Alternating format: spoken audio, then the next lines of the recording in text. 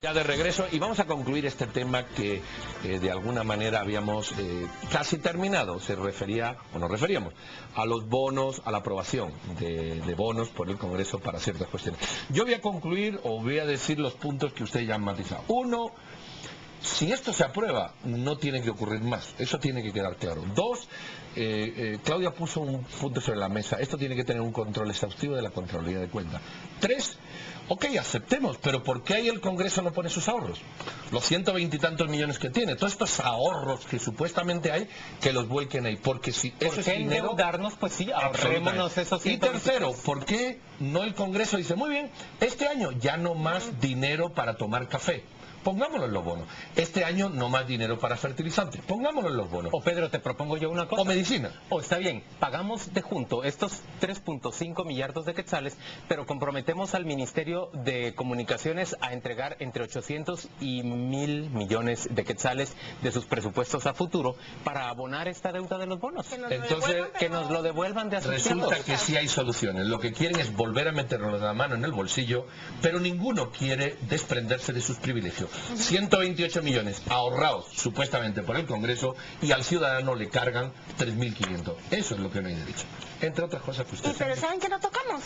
Todas esas voces que se oyen, de qué ha habido antes de esa aprobación, qué ha ocurrido, que se les ha ofrecido a los diputados y qué va a haber después de que se libere ese dinero, porque eso también es importante. O sea, si nos van a dar esas cuenta, frases de diputados que escuchamos, uno no puede citarles por nombre y apellido porque no está autorizado y uno como periodista tiene que respetar tal cosa, pero frases tan simpáticas como, no, aquí tiene que caer el pago antestiado, ya no se da. No, el señor Mario Taracena denunció que se cobraban impuestos y eso lo dijo él. Ajá. O sea, sí se pueden dar nombres. Extorsión. Correcto. Y ya que se salió diciendo esta semana de que 150.000 estaban dando, 50.000 o 150.000, ya es que las cifras dan igual. Y cuando ya liberen ese dinero, ¿cómo tenemos la garantía de que todo va a ser, ya sea o para inversión o para pago de deuda? Pero también vámonos a lo que se viene, ¿les parece? Lo que se viene, bueno, lo que se viene es eso. Bueno, parte de lo que se viene. Parte de lo que se viene es eso. Hablemos de lo otro que se viene. Ya lo dijo Paola, se viene por supuesto una piñata con 3.5 millardos de quetzales, pero se vienen también una serie de recursos legales que ya han sido interpuestos, se viene la resolución respecto a ellos en contra del presidente Otto Pérez Molina, que dio una instrucción pública y la reiteró esta semana a sus ministros de que no deben asistir al Congreso ante los llamados, ante las citaciones de bancadas y de diputados. La Constitución ordena que se dé este tipo de fiscalización. El presidente ha dicho que los ministros pueden hacerse representar por sus viceministros. La Constitución presenta esa posibilidad como una excepción y no como la norma.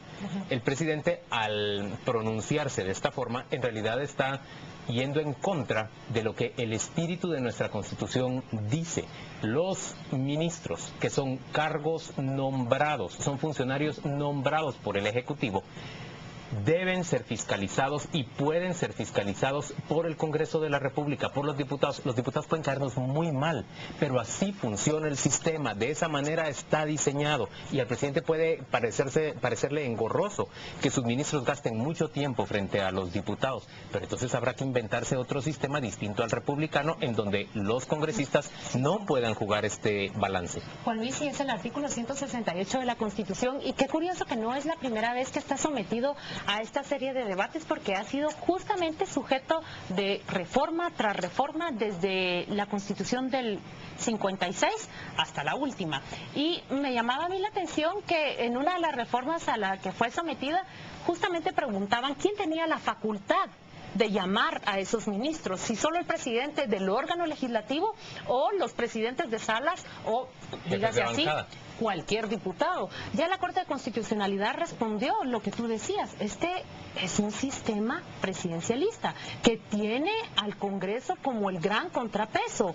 Negar esos derechos es negar la base sobre la cual está descansando nuestra democracia. Entonces sí es contradictorio lo que el presidente ha hecho. Yo entiendo por qué lo hizo el presidente, porque todos aquí tenemos claro que se ha generado esa percepción. Hay un abuso gigantesco.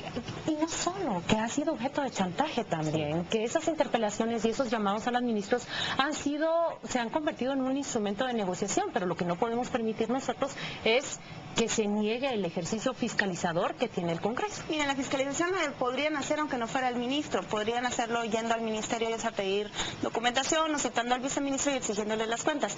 Lo que a mí me parece es que hay una hipocresía de parte de los diputados cuando se dan de golpes en el pecho diciendo nos está faltando el respeto y lo vamos a denunciar, pero por otro lado están diciendo de que ya ven con buenos ojos de que pasen el partido oficial los bonos y de que si el dictamen de la Junta Monetaria es favorable, entonces que estarían de acuerdo. Es hipócrita, porque están acusando al mismo jefe de gobierno que es el jefe del partido con el que están negociando los bonos. Entonces lo que hay ahí es ruido. No hay una indignación real de la mayoría de diputados, porque al mismo presidente que están acusando es al mismo jefe con el que están negociando, entonces que no me ayudan con cuentos, y esos recursos son puro show. Entonces, ¿tú aceptas que el presidente le ponga límite a la posibilidad del Congreso de fiscalizar? No acepto que el presidente le ponga límite. Creo que lo que pasa es que no están vedándoles el derecho de fiscalización como ellos están gritando a los cuatro vientos. Pueden fiscalizar, tal vez se la ponga un poquito más difícil. Lo que yo cuestiono es con qué hígado le alegan al presidente cuando el día anterior estuvieron tal vez incluso almorzando con él. Viceversa hacia el presidente, ¿no? Pero fíjate, por ejemplo, que yo creo que el presidente no le pone límite a la fiscalización, ¿no? No. El error del presidente, aceptando que ha podido meter la pata en una cosa, es haber hecho pública esa orden o prohibición a los ministros. Creo que sí, eso es un error.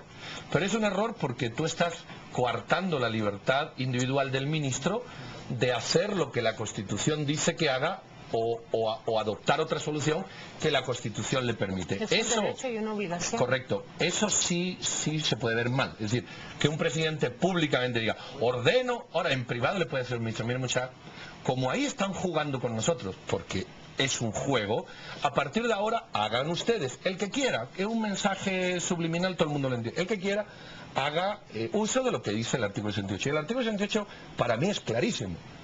Dice la asistencia del ministro y dice al final, podrá hacerse representar por los viceministros. Luego el ministro que quiera puede hacerse representar por su ministro. ¿Cuál es el problema entre ese derecho de interpelación y obligación de ir o mandar a alguien?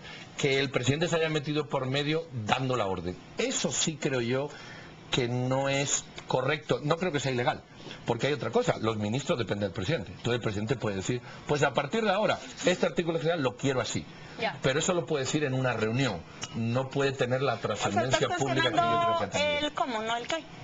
No, es que el qué está claro, si un ministro dice, yo no voy, a mí sí me parece que el presidente transgrede el espíritu de la Constitución y dificulta la fiscalización. Y me parece que los viceministros en muchas ocasiones comparecen, pero dicen, yo no puedo responder sobre ese asunto. Bueno, y te voy a decir lo da la Constitución. Te voy a decir una cosa. Y la otra es que también los ministros no se atreven, porque eso es lo que ocurre en este país, a desarrollar un debate político real. Yo me siento frente al señor diputado y el señor diputado me pregunta algo, están todas las cámaras ahí acompañándome, y yo le contesto como le debo contestar. Señor diputado, usted me está pidiendo 7 plazas, yo no se las puedo dar, es por eso que usted me está haciendo esta interpelación, por eso me está cuestionando de esta manera. ¿Por qué no elevamos el nivel de la discusión política en el país? La sinceramos un poco más. Porque no hay discusión política. Yo atiendo, sí, eso es, no hay discusión de fondo. Pero parte de la discusión política puede ser este tipo de chantajes. Yo estoy de acuerdo con lo que dice Paola, en realidad hay una enorme hipocresía. De un lado, el presidente dice, no vuelven a ir, pero acuerdo con ellos, acuerdo con esos diputados, ¿verdad?, que voten a favor de estos 3.5 millardos que les estoy pidiendo. Y luego los diputados dicen, nosotros procesamos legalmente al presidente, pero acuerdo con ustedes, señor presidente, ¿cómo vamos a entrarle a lo de los bonos? Por favor, un montón de hipocresía por todos lados. Vamos al siguiente tema que queremos revisar respecto a lo que se viene, y tiene que ver con ese plazo que se vence para recibir ofertas para la licitación de un tramo carretero en Chimaltenango de 15 kilómetros. Es el bypass de Chimaltenango en términos reales, que costará cerca de 300 millones de quetzales, 60 de los cuales serían pagados como anticipo por el Ministerio de Comunicaciones. ¿Adivinen con qué dinero? Por supuesto, claro. Por supuesto, es un proyecto que se busca generar para evitar que la carretera panamericana tenga que pasar por el centro de Chimaltenango. ¿Qué piensan ustedes? Mira, la idea es buena, pero cuando no existen, cuando estamos en estos momentos de colapso presupuestario, donde casi ya tenemos 250% alcanzándolo de lo que es los ingresos respecto de los gastos, es decir, va a llegar un momento que todos los ingresos del Estado sean deudas. Porque hay tanta deuda que el ingreso del Estado es todo deuda. Y vamos a tener que vivir con créditos. Cuando llegamos a ese colapso hay que ver alternativas. Están las alianzas público-privadas. ¿Por qué no?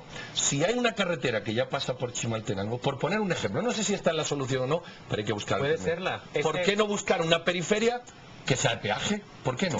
Entonces, y nos quitamos un problema de 300 millones. Se lo damos a otra persona o se hace público Solo voy a privado. decirte una cosa, quizá no haya suficiente tráfico para que sea atractivo Bueno, en términos de negocio cobrar ese peaje. Puede ser, Esa es una pero posibilidad. pareciera que no sí hay salimos. mucho tráfico en Chimaltenango. Bueno, no sé si lo suficiente. Bueno, es que pero esto no requiere salimos unos del estudios Huacal, no sé si me concretos. explico. Parece que el Ministerio de Comunicaciones tiene la obligación de construir todas las carreteras del país, todos los puertos del país, todos los aeropuertos del país. Evidentemente no hay dinero que eso lleve. Entonces Y yo la creo que prueba habría de que que no hay buscar otras dinero cosas. es que ya anticiparon que esos 60 millones que se le dan de anticipo salen del préstamo de 200 y pico de millones de quetzales que quieren aprobar esta semana. Señores, les pido Entonces, que revisen, no hay volteen a ver hacia el sur.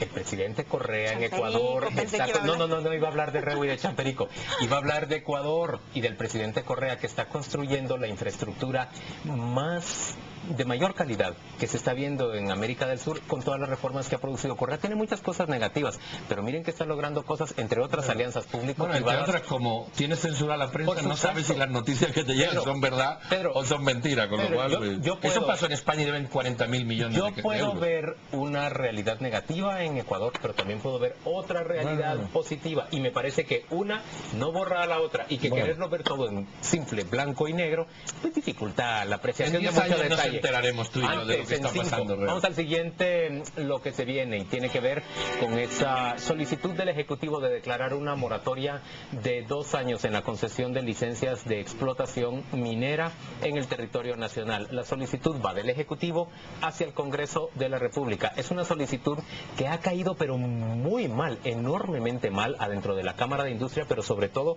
en la gremial de mineros. Lo han considerado prácticamente una traición. No lo dicen de forma abierta, pero sí se lo dicen a uno cuando se encuentran en una plática privada. ¿Les parece que esto de declarar una moratoria es un abuso total? ¿Qué piensan ustedes?